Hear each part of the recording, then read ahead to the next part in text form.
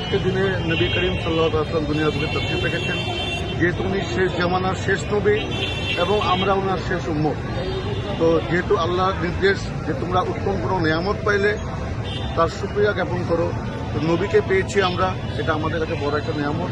এই জন্য হুজুরের এই আগমন উপলক্ষে আমরা খুশি জ্ঞাপন করছি এবং ওনার শুভ জন্মদিন উপলক্ষে আমরা আমাদের দরবারে মুক্তারিয়ার পক্ষ থেকে ভক্ত আশেকানদেরকে নিয়ে আমরা এই জশ্নে জুলুস ঈদে মিলাদ নবী সাল্লাল্লাহু আলাইহি ওয়াসাল্লাম পালন করতেছি।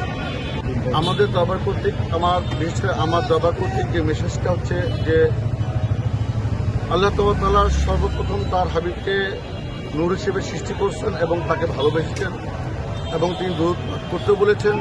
সেই জন্য প্রথম মেসেজ হচ্ছে যে আপনারা আশেকে রসুল হন, নবী প্রেমিক হন, নবীকে ভালোবাসুন, নবীকে সম্মান করুন, নবীর ইজ্জত করুন এবং নবীর প্রেমে নিজেকে জীবনকে ওনার আদর্শে আদর্শিতভাবে গড়ে তুলুন। এটাই হচ্ছে আমাদের মেসেজ।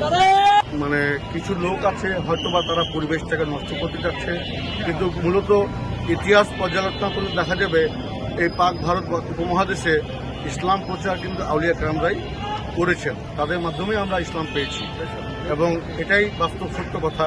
কিন্তু কিছু লোকের কারণে সেটা আজকে হয়তো অন্য একটা রূপরেখা নিচ্ছে। তা আমি এটাই বলবো যে এইসব না করে আমরা যে যেটা করি না কেন আপন আপন কর্ম এবং আপন আপন ধর্ম, আপন আপন নীতি এবং আদর্শকে নিয়ে চলাটাই উত্তম।